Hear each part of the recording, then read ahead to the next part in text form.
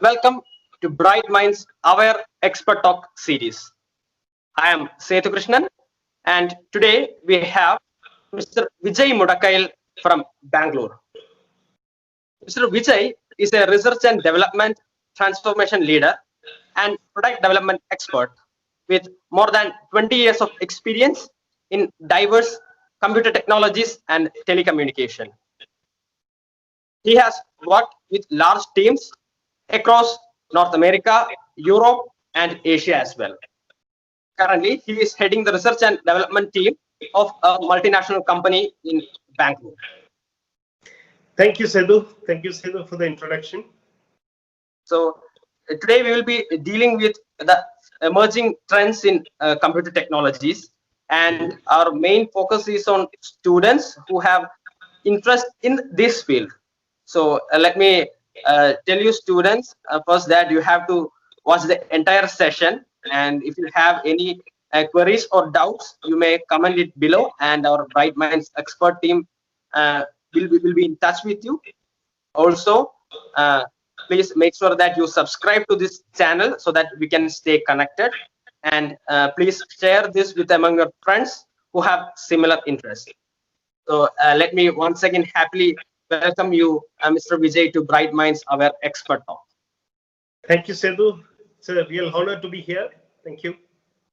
So today we will be dealing with the emerging trends, the latest computer technologies, and so the people who are using this computer, as well as the technology, is also rising in a much faster way, which we have never seen before. And by the way, when we say future tech or emerging technologies, everyone's mind will be filled with this AI, big data, cloud computing, machine learning, blockchain, all these things. So, Vijay, could you please give us an overall idea of what these are? Yeah, so great question, Sedhu. Maybe I'll just take a step back before jumping into this specific technologies. Why is it so appealing today for youngsters to really move into this technology sector?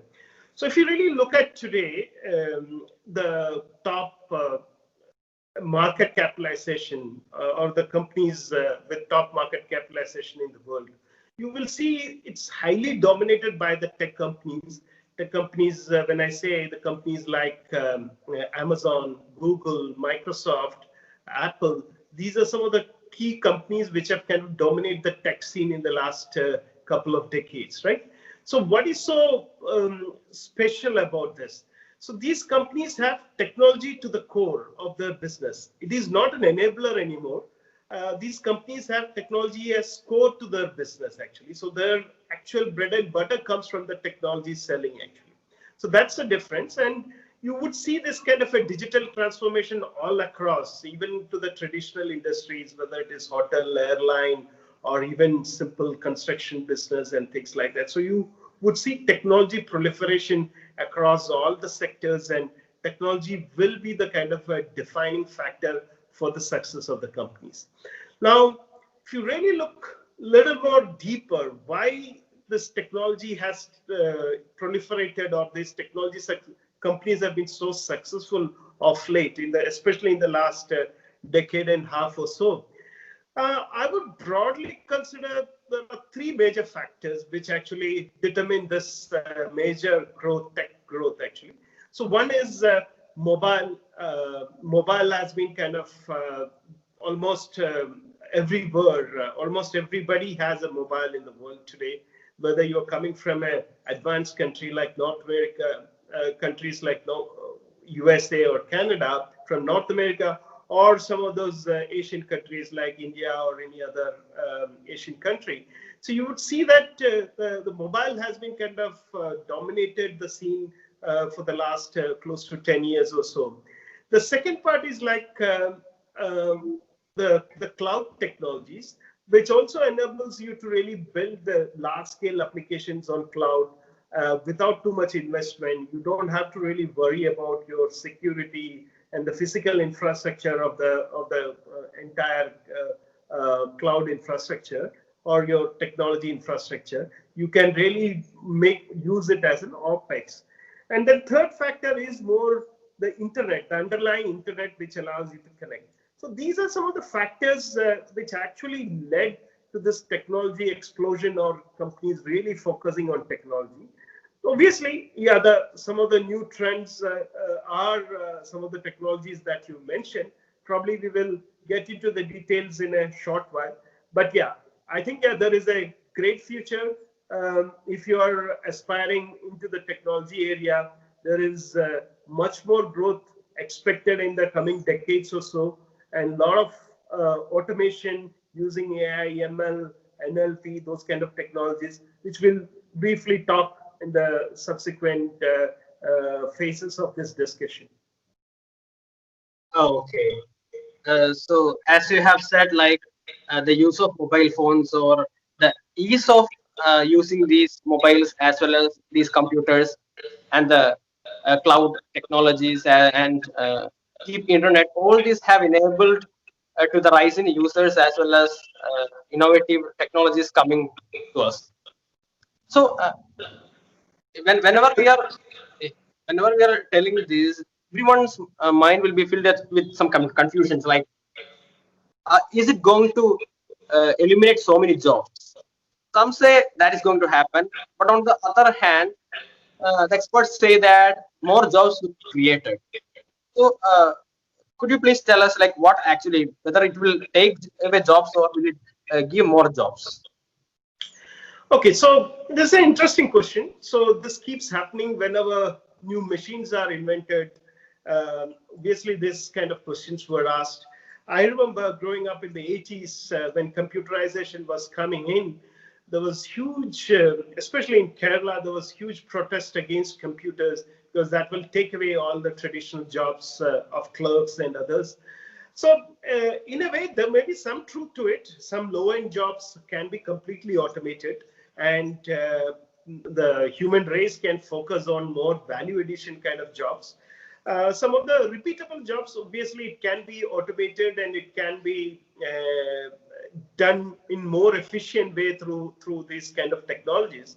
But at the same time, this will also fuel newer areas of growth, newer areas of opportunity, and it will enable us to really develop more applications or more technology products which would enable the users to really increase their value of life, or enable them to really do certain things in a much simpler way. So I would say that, okay, maybe yes, some low-end technology jobs might be kind of going away, but it will create much more jobs in the high-end technology areas. If you are qualified in those areas, yes, you can reap the benefits.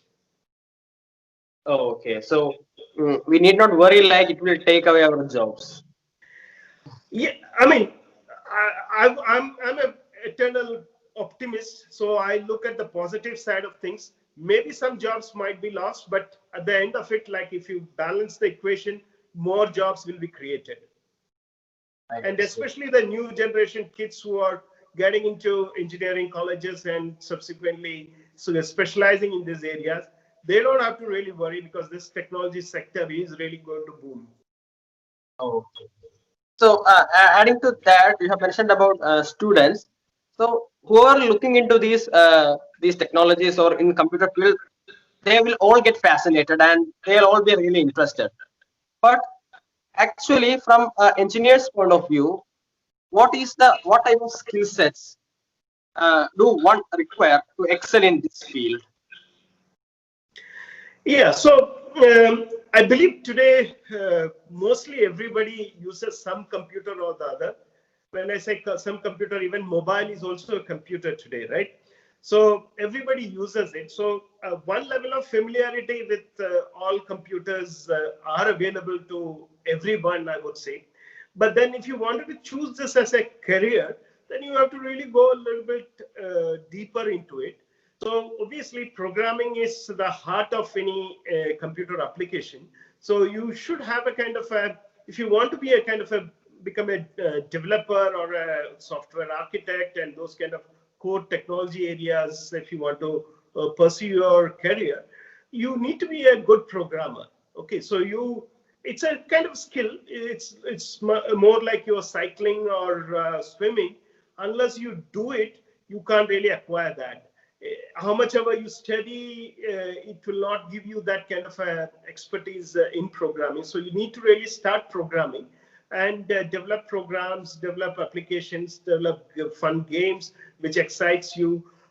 So you need to really pursue your career in this direction to really have a keen interest. Once you have a reasonable programming background, then quite a lot of things can be kind of acquired at a different point of time. Okay. So like programming is the key to this area. Maybe I'll just elaborate some of the jobs available, because not everybody programs who are working on the technology companies. Okay, so obviously the key people who create applications or create the software products, they are typically the software developers actually. So then you have apart from the software developers, you have some specialized testers who understand the technology much deeper and who actually validate, ensures that okay, the output of this product or the product operates in the way it is really expected, and really looking forward for the user experience, some of those advanced areas like performance, scalability, those kind of areas. So there are some set of testers, and then you to really ensure that okay, this runs as a kind of a project or a program. So you have people who are coordinating with multiple functions of the organization and including your customers to really put this entire project or the release plan, actually the way most of the product companies call. So to put that release plan together and ensure that it is executed and delivered. Then you have, so that's primarily the job of a project manager or a program manager. Then you have somebody like a product manager. This is slightly different from the project manager. This is product manager, where you are actually a technology person and you really kind of define the requirements or the product roadmap of your product. To simply say that what are the new features that would come in the next version of Windows, that will be kind of, you need to really consider multiple angles and multiple factors to really derive what set of new features you should bring in your next release of your product. Or a new iPhone or a Samsung phone is coming, what new features it has to have. So this kind of decisions are primarily driven by the customers, where the technology is moving, what your competition is doing. So these kind of aspects are analyzed deeper, and product managers take this input and then they kind of build this product roadmap. It's a very interesting job opportunity as product managers. Then obviously the engineering managers where they work with the teams and ensure that okay, the execution, the technology direction happens and the execution happens. So these are some of the high-level jobs. There are so many smaller jobs as well. So these are primarily the technology jobs. Apart from that, there are some supporting jobs or technology support jobs like sales and marketing. Sales, obviously, technology sales, you need to be technology savvy, you need to be a technocrat to sell technology products. And similarly, marketing, like you once a product is created or when you're about to create the product, the kind of marketing that you wanted to build and kind of create an impression of the software or the product actually. When an iPhone 11 comes or iPhone 12 comes, the kind of excitement, hype that gets created, that is primarily the focused work of the marketeers actually. So they do that kind of a job. So a lot of interesting aspects. Even if you don't do programming, there are quite a lot of other related areas that you could contribute in a large technology organization. Okay. Yes, yes. As per the new proposed new education policy, like the students will be learning programming from standard 6 onwards. Mm-hmm. So, for the current students or for the current aspiring ones, or those who are in job field also, do you think that even if I'm not in a computer field, my knowledge on computer is like using the computer as well as the backend knowledge, will that trigger my career growth? See, the reason why the government has introduced programming in from sixth onwards or so is primarily to really look at the whether any of the children have that kind of a skill set. So unless you play kind of cricket, you won't know whether you are a batsman or a bowler or a wicket keeper actually. So you need to really apply that and see whether that's your cup of tea. If it is not, yes, you can move away. So that's why this kind of got introduced. It's an interesting field. So if the students have the aspiration, then they should pick this up and as a serious affairs, and then they should pursue this. But otherwise, yeah, so the key aspects of programming is like you should have a good analytical knowledge. Okay, you should be able to really see things and kind of model that in your code actually. So some bit of good orientation towards mathematics or logical reasoning, those kind of things are really needed if you want to be a good successful program, because ultimately you need to develop some algorithms, and those algorithms really require some bit of imagination and mathematical skills. So especially the students who wanted to pursue math and science as majors, so they should have more orientation. Even others, like some others, like a graphic designers who are more creative people, some orientation towards programming can help most of the professions, I would say. Okay. So even if I'm not a developer or a programmer, but a knowledge on these areas will definitely help me in excel my career or get better understanding of what I am doing. Absolutely. Yep. Yes. So this question is also for the students. Like, is there any courses available in these technologies which we have told, like AI or ML, after +2, or is it like we have to pursue computer science engineering or PCA, MCA, then specialize in these areas? How one can get to these areas?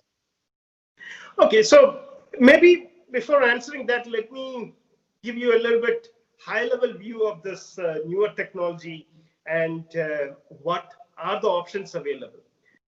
I will start with an analogy, because if you go into the technology area, it will be difficult. So I'll try to give you an analogy. So if you are running a restaurant and you are focused on selling some of the best sandwiches, actually, so your focus is really bring out various kinds of sandwiches, and obviously butter is a key aspect of that sandwich, right?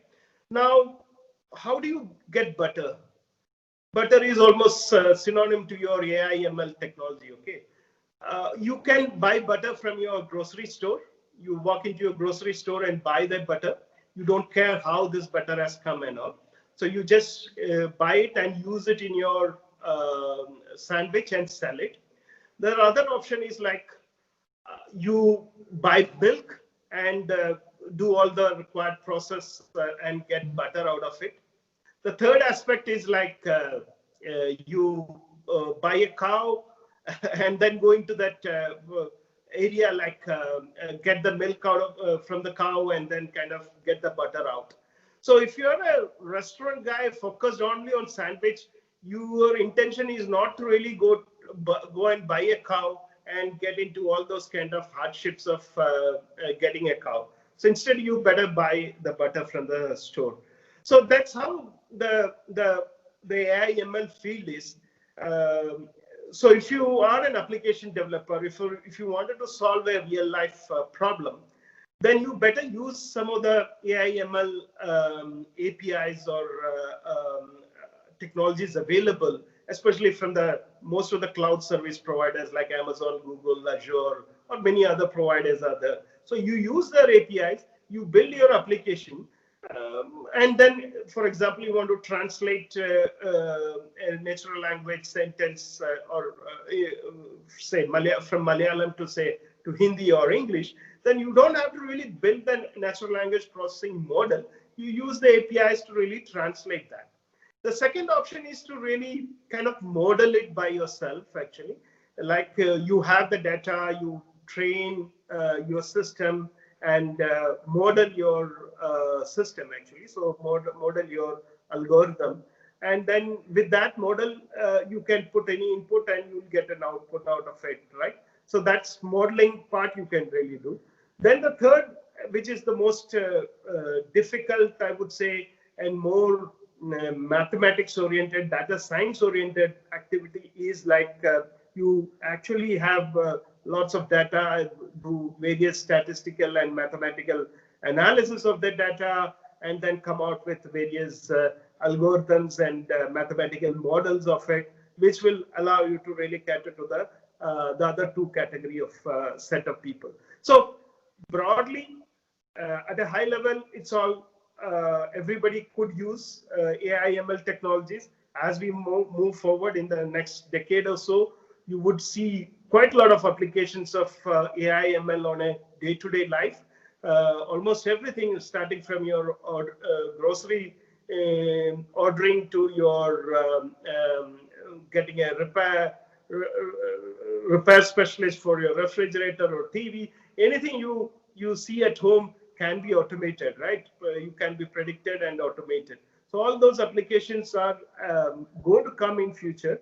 So at the same time, anybody who's building those applications needn't be going to the lowest level of data science and kind of really building that as from bottom up point of view. You can use some of the existing technologies that are available. So it's a bit complicated. I hope I have given a reasonable view of it. Yes, yes. So, like as you have said, there may be more than 3 steps, but like those who want to build things out of these technologies, they can use the APIs or the available facilities and do what they require. And whoever wish to go deep into it, they can further proceed in that way. So there are various levels. Even if we are saying about this AI, there are various levels and depths in which we can go. Right. Okay. Yes, yes. So one should find their own interest and their own aptitude, then go into these areas of these fields. Yes. Absolutely. Maybe I'll just add one more thing further here.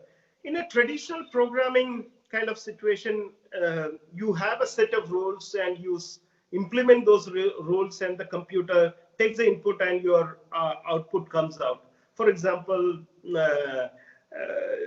any application you take it, yeah, you have a set of rules, then you give an input, it follows those rules, and then your output is coming out. So the main job of the programmer is to translate those real life rules into programming language rules actually. So that's nutshell.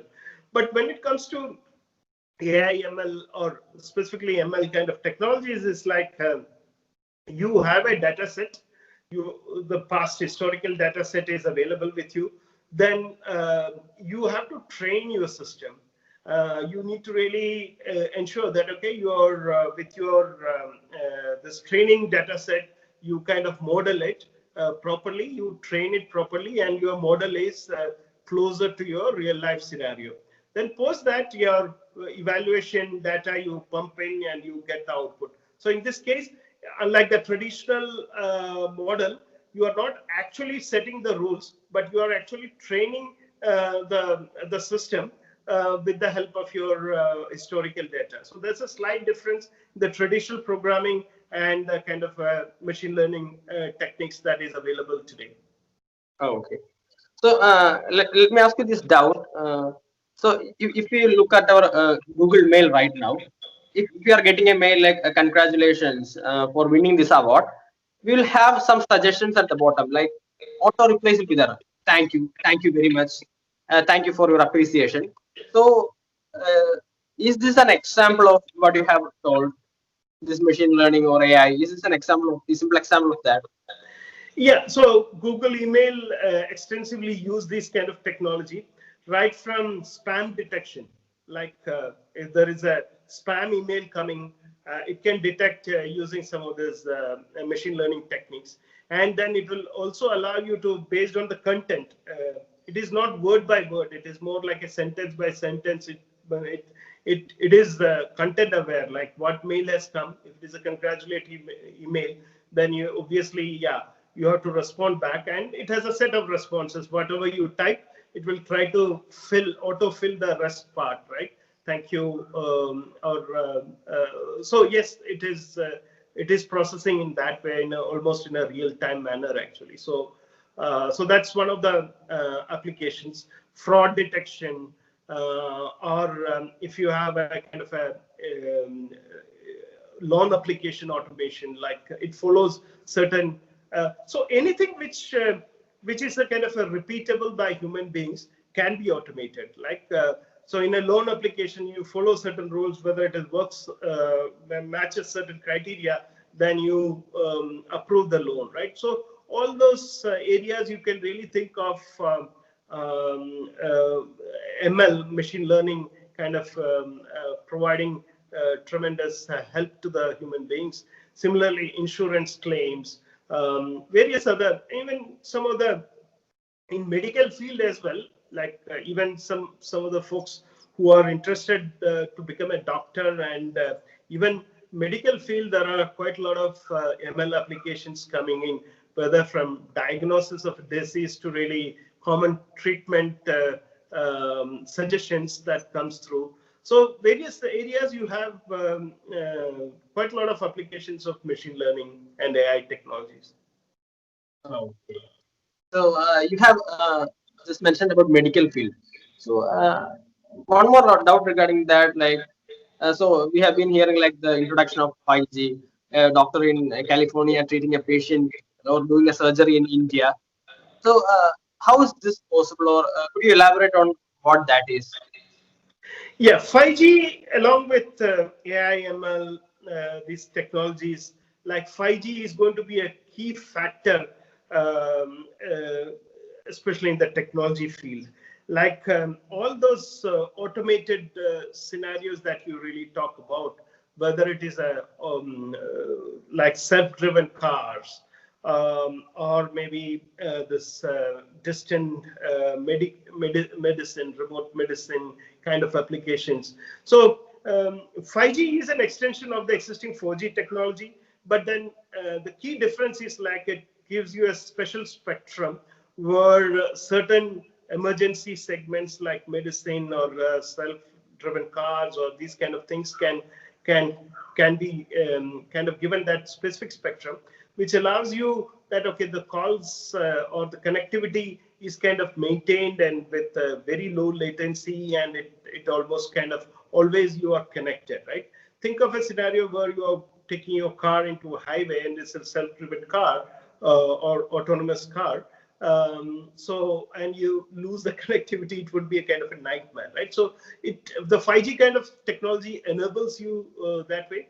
And similarly, any application to be reliably connected with the end user to the backend application or backend server. So 5G kind of technology helps you that, especially when you are on mobile or where the fixed network connectivity, fixed internet connectivity is not available. So it's going to play a huge role, especially on this large scale automation that we are kind of really talking about. Oh, yes, yes. Okay, so let me go to this IT services also. Like the IT service sector in India is so huge, and lot many people are sitting in front of the computer and doing so many things. So we have doubt like what these people are doing in front of the computer. So and what does this ITES, ITIS, BPS, BPO, KPO? What is the difference between all these things? Okay, so let me elaborate a little bit. They are into a couple of segments actually. So if you really look at one earlier, what I was talking was more of a product development. So you are kind of bringing various products, and so that's companies like Google, Microsoft, or those, or even Indian companies like Flipkart or those companies can be really looked at in that kind of segment. Make My Trip, those kind of companies could be looked in that way. The second is where you have the IT services, basically. Most of the companies like Wipro, Infosys, Accenture, TCS, these large consulting companies. So what they provide is like a IT help or consulting for the product companies or anywhere. Suppose certain things has to be automated, so they help the kind of end users to really do that as a kind of a project and execute and give that to the customers. So the key difference is like they are not building a product and they are not updating that product release after release. Instead, they provide a service, IT service, which includes all the things that we talked about: programming, testing, execution, everything.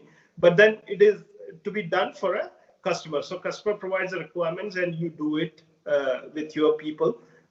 That's how IT services happens. That's predominantly bulk of Indian workforce in this area, like the companies like Wipro, Infosys, and others are working in this.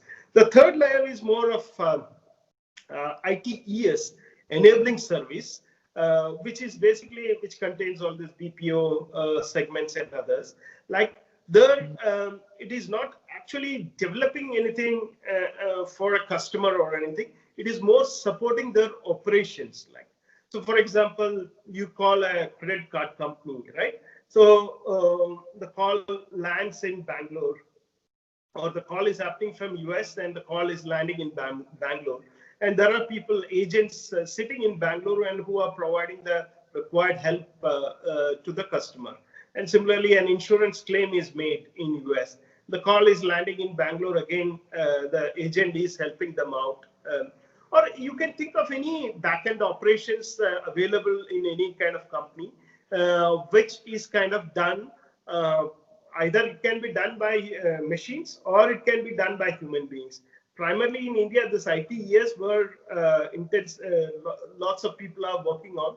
So that's actually primarily human driven. Like call centers are there. Many agents work as a call center agents. And then there are specialized like investment banking, expert advice. Like if you want to invest certain money in a mutual fund or in the stock market, what kind of investment advice? So that's at that time the agent becomes highly skilled actually. And then earlier we talked about the doctor, remote medicine kind of a scenario where the agent is actually a doctor. It is not like a traditional, like a quick response to your queries. It is more like you are analyzing the disease and you are diagnosing the disease and providing a kind of a medication or giving a kind of a view of what your medical condition is at this moment. So these are various things happening, but it is broadly called as ITES. So where the IT enables, IT ensures that okay, things are enabled to really happen on ground.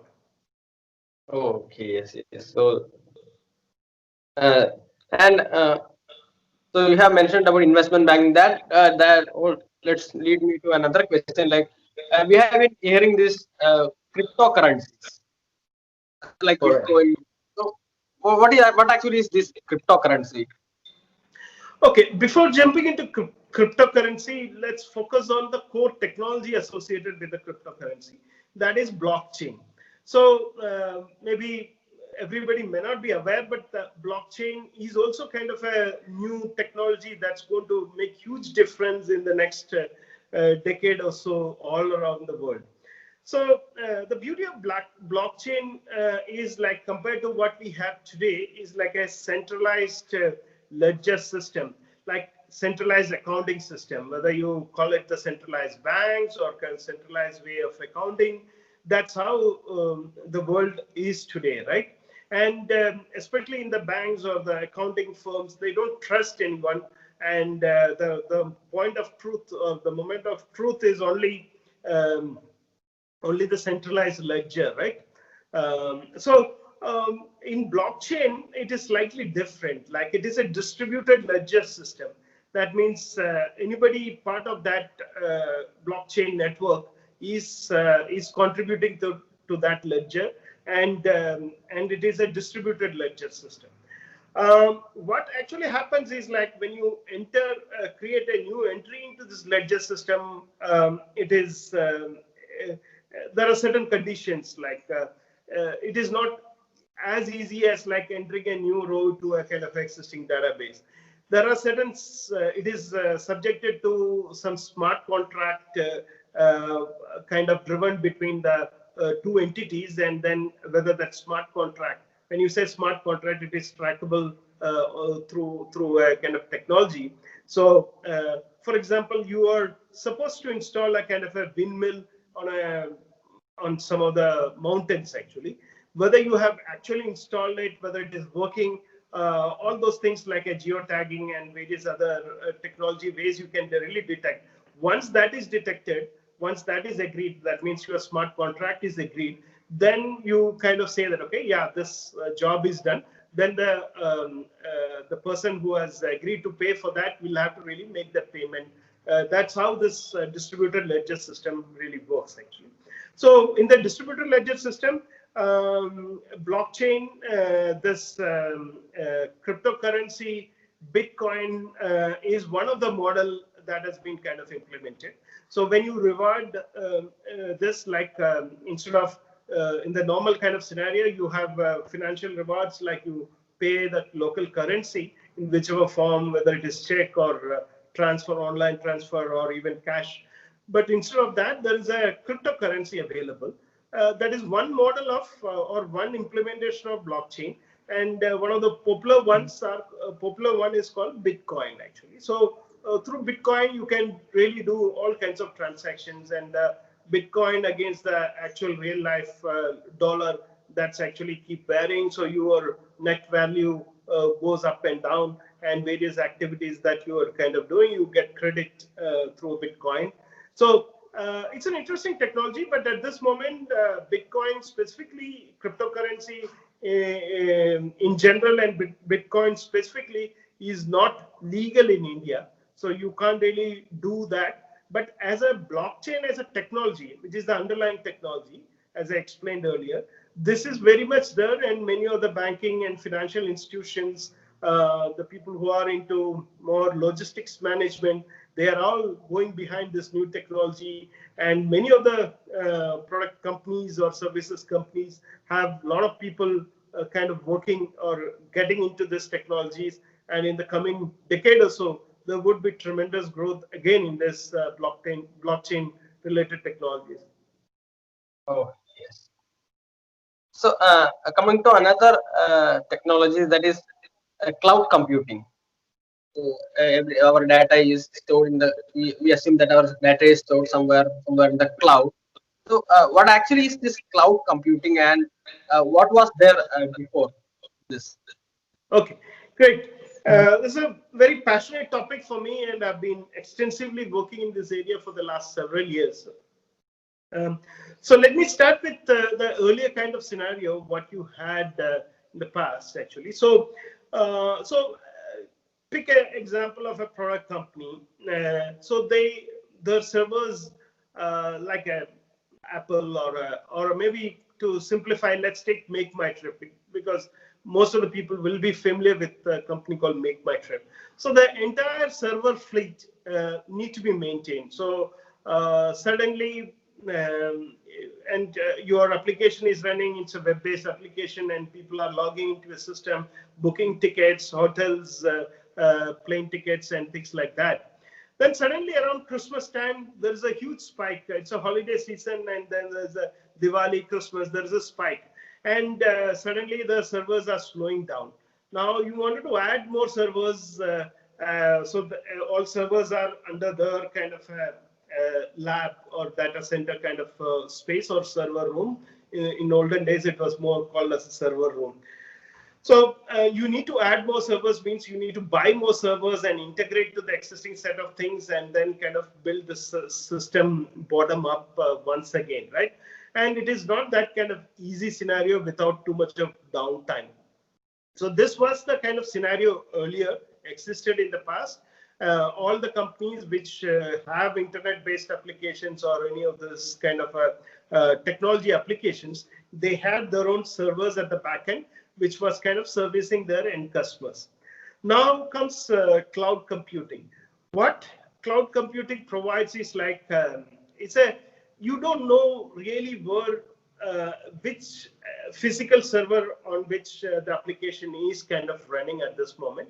You approach a cloud service provider. It could be Amazon, Google, Microsoft. So Amazon's cloud service is called AWS, Amazon Web Service.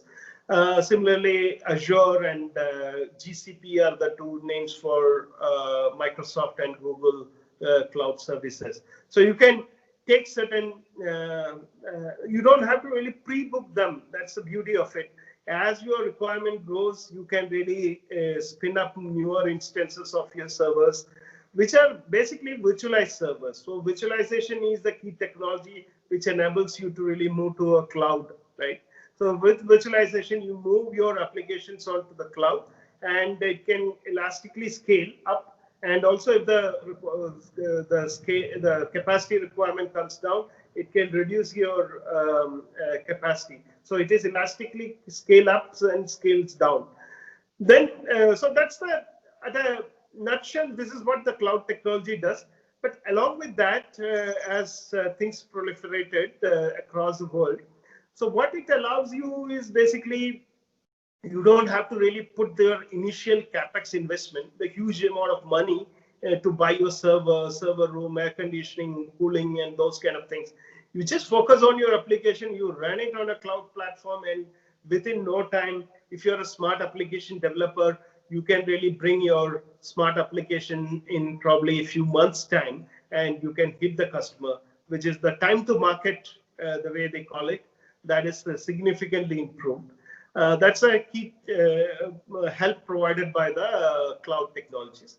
Along with cloud, then they came like how fast you can deploy, increase your capacity, or how quickly you can come down on your servers actually. So then there are certain technology or architectural choices that you wanted to really make, something called microservices, containerization, container orchestration. I'm not going to the details of it, though that is one of my favorite topics. But at a high level, it allows you to really scale up and scale down, take more load, and ensure that okay, your server or your overall system architecture is loosely coupled, and without any friction, it will be able to scale up and down. So that's actually democratized the entire technology sector. So anybody who has an idea can quickly kind of come out with this kind of implementation of that idea and test with the customers. And if they're successful, can scale up very quickly without too much of capital investment. So that's the key help provided by the cloud technology. Along with that, now the security, various aspects of various other aspects which enables you to really ensure that okay, you have a production grade application that's running on the cloud. Oh, okay. So we can say that the server rooms in our office, they have been moved to some other place, and we'll be accessing those servers from virtually from our system. So adding to that, it's not related to this field, but we know that actually in all the IT industries, in the IT offices, this air condition, this cooling system is not for actually the employees, but for these servers. So if this server disappears, will that facility also disappears? What is your view on that?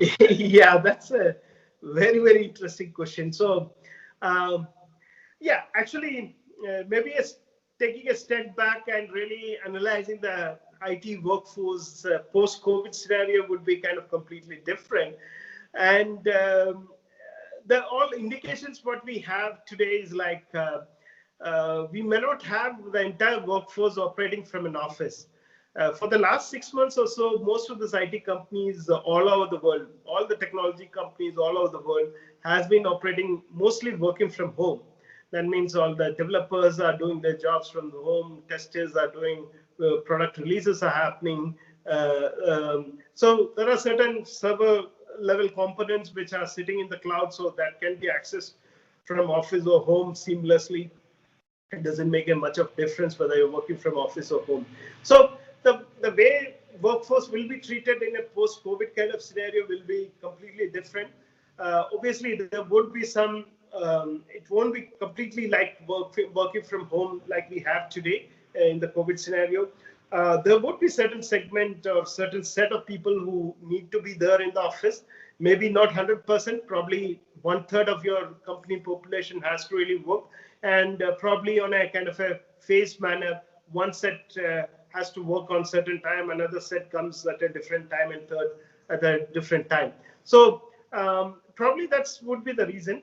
Now, coming back to your question about air conditioners, yeah, so that's a big question. I probably don't know, but generally, what the situation is like most of the tech parks that we have today, they all have a air conditioner built in those kind of systems. Actually, the bulk of the energy cost is towards servers and those server rooms, and that's server room temperatures are much cooler than the office general office space. But yeah, your guess is as good as my guess. I think it will be there. IT jobs are certain where you really require the person to really sit in a kind of a specific place for a fairly long hours, sometimes 12, 13 hours. So it is good for the employers to provide a reasonable comfort where they are not sweating, and they can really focus on the problem in hand. I hope to get better productivity, they would provide a peaceful atmosphere to the employees, including the right temperature and cooling effect. But yeah, yes, how things evolve in the next 6 or 8 months, it's your guess is as good as mine. Okay. So you have mentioned like in IT industry we have to sit in the office or we have to work for 13 or 14 hours. So if you look at the average age of an IT employee, like it's much younger. So is it true that like this IT people, this IT industry will squeeze our blood, tears, and sweat, and then uh, take all our energy and they will throw us out? Is there any truth behind that kind of a thing? Yeah, so the technology sector is a demanding, job-wise, it is a demanding sector actually. So um, sometimes it's not the number of hours that you really put in. Actually, it is more like the output of your work actually. See, the reason I've worked as a developer for fairly long time and a software architect. Sometimes you sit in a debugging kind of situation, like you have a complex problem, like a severe memory usage related problem is not something that quickly you can really resolve.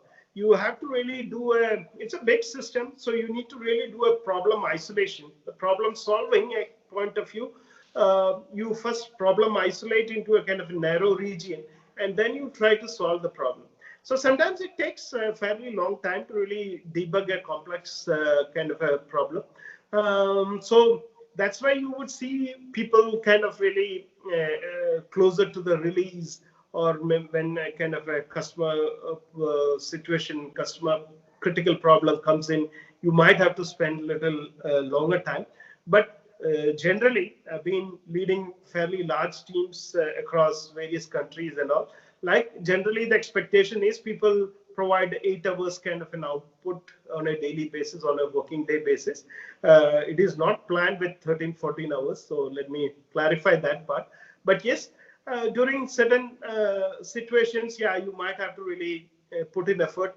I think more focus is to really whether you have done the job or not the amount of time. If you're able to do that in maybe 5-6 hours, you are free. You can really roam around for the rest of the time. See, at the same time, yeah, yes, as the technology sector, like what you use today, a generation is like almost like a 5 years. What is used today, in 5 years, it becomes obsolete, right? So as a technologist, especially the people, the workforce that are working in the technology area, they need to continuously cross-train to the newer technology. For example, when I started my career, we didn't have any of these kind of things actually, what we are really talking today, right? So you need to cross-train, you need to sometimes unlearn certain things and learn newer things or upskill whatever you have. So it is important that the workforce really focuses on the newer technology and quickly train them into the newer areas. Yes, if you are not able to really move in that ladder, maybe you might become obsolete, and probably you may not be kind of very creating value for the organization. But general trend is like companies spend huge amount of money in training and human development. Most of the companies, this is kind of a focus area, and haven't really seen any place or any technology company which doesn't invest on human capital, because that is the key asset of a technology company. Basically, machines are there, but with cloud, all the machines have gone to the cloud. So the only asset what a technology company has normally is the workforce. So they need to be treated well, and they need to be cross-trained. They need to be given right time to rest. So I feel, I think most of the companies would move in that kind of direction, or they are already doing it. So like we always should be in the learning mode. We have to keep on learning, unlearning all these things. Yeah, so your lifetime, entire lifetime is a learning experience. So every day you learn new things, and sometimes you'll have to unlearn what you have learned to really move forward. So that's not only in technology but everywhere. But technology, it's a little bit more actually, because the certain technology gets outdated very fast. So that brings me to another doubt. Like, what this computer can understand is the basic fundamental thing is zeros and ones. But we have a lot of programming languages right now, and a lot of programming languages are evolving.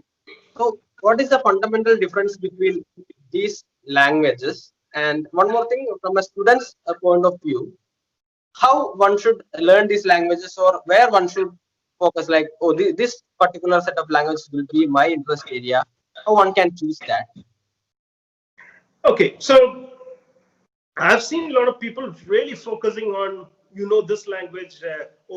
This language is picking up. You should learn that language. Um, so that you don't have to really go into that kind of a mad race of languages actually. So you need to really see what is really needed. Ultimately, all language will allow you to really, if you have an idea, to translate them into a computer codes, and then which computer can understand. So that's the primary objective of this any language for that matter. So for example, in the past, like if you wanted to do a lot of system level programming, C or C++ kind of language was used. And if you are really into kind of web application kind of development, more application development, Java was the kind of a common language. Then if you want various other things, like Python came as a kind of alternative to Java, especially object-oriented Python, where you can really still build large applications, things like that. Now, various other newer languages are coming up, like the two things that I wanted to mention here is, one is the Go language, which again is a kind of a language which will allow you to really develop things for your backend system. Like, it is not like your front end GUI kind of systems, but more focused. It's more like C, C++ kind of language. Syntaxes are more similar to C++, and but that is not as complicated, especially in a multi-threaded kind of environment, or concurrency is kind of better handled through that kind of languages. Go language is one where if you're interested in server-side development, that's something new which is coming up, and a lot of excitement is there. Another language is probably the R. That is more to do with, especially when I talked about AI and ML, I was more talking about data science as a kind of where you have pure data, and you are doing various statistical and mathematical manipulation with the data, right? So if you are interested in that area, R is one of those languages which allows you to really do load your data, and various mathematical transformation, regression analysis, or statistical analysis can be quickly done. You want to plot histograms or various other kinds of plots. So R is interesting language in that way. But if you're a pure application developer, going to R is not something that will really help you. Probably moving towards Java or Python, those kind of languages, or even Go would really help you on that front. And then on the on the cloud side, there are quite a lot of DevOps languages also coming in, Kubernetes related or container orchestration related. It's not a language, but it will certain syntax or certain programming has to be really done in certain ways. So those are some of the areas that you can really focus upon. But at a bottom line, I would tell that, okay, don't really go or blindly go for any language. See what you really wanted and look at what are the options available. And then if you're really interested in going for that language, go for that. If you're good in programming in any language, whether it is C, C++, or Java, or any of the other basic programming languages, and if you want to acquire a new programming language, this can easily be done. You spend few weeks time, maximum 2 to 3 weeks, you will be able to really do a reasonable set of programs in the newer language. So the focus should be more on the algorithm development, understanding the concept, how do you translate the real life problems into a kind of a computer related programming or algorithm development. That should be the focus. Once you have that, you can do it in all kinds of languages. It's just a matter of syntax and how do you compile those programs actually. So so look at what you really need and go for that. But at least knowing one language would be mandatory, I would say, if you are really planning to go into this technology sector. Okay. So let me ask you this last question, like especially to the students, like from 8 to 12 standard students, if they are aspiring to be a computer science engineer or in this field, what, from your experience, like what is the message that you want to give them? So what I would suggest them is like try to create your interest in this area. So you follow the technology trends and at least start using them, not actually programming, but start using them, which will kind of excite you to really develop certain things.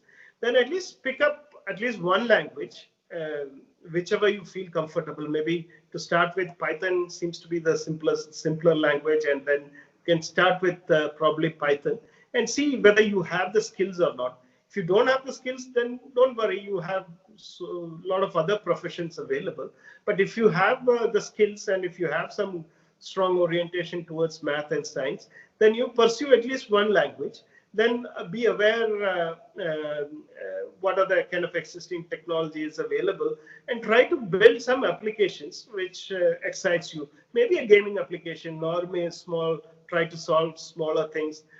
We didn't touch base on a technology called IoT, Internet of Things, but yes, those kind of technologies will allow you to automate various things at home. So there are quite a lot of YouTube videos or various other tutorials available which can help you to really move in that direction. And there are some smaller miniature computer boards also available, like a Raspberry Pi, Arduino. So you can really play around with these kind of things when you are in the high school grades actually. It doesn't really require huge amount of guidance or technology support from external folks. You can do most of the things by yourself and learn through some of the online videos and things like that. So I would suggest like you build your interest in that kind of area and try to become a good programmer, because that will really help you really pursue the career in the technology field. Okay. Thank you, Vijay. So let me tell the students, like as Vijay said, try to build interest in that area and understand whether you have skills for that. And if you have any queries or any doubts, or if you require any further information, you can contact BrightMindz for that. And we have Mr. Vijay with us as our expert. And let me also mention you that we have a psychometric evaluation, aptitude, career aptitude test, in which you will be able to take the test and you will really understand whether, in a scientific manner, you will be able to understand whether you have interest in the computer, not only in the computer field, but all whichever field that suits you best. And let me thank you, Vijay, for giving us a lot of insight on what this computer technology is, how one should look into it, how we can gain out of it. Let me heartily thank you, Vijay, for giving us your time and time. Thank you, Vijay. Thank you very much. Thank you for the opportunity, and wish you all good luck, whatever you do. But do good, chase your dreams, whatever it may be. But chase your dreams and pursue on that. There is nothing easy in life, but be ready for that long haul. Even if there are obstacles, just get over it and move forward with your dreams. Okay. Thank you, Vijay. And we'll meet again with another expert on next series. Thank you, everyone. Thank you.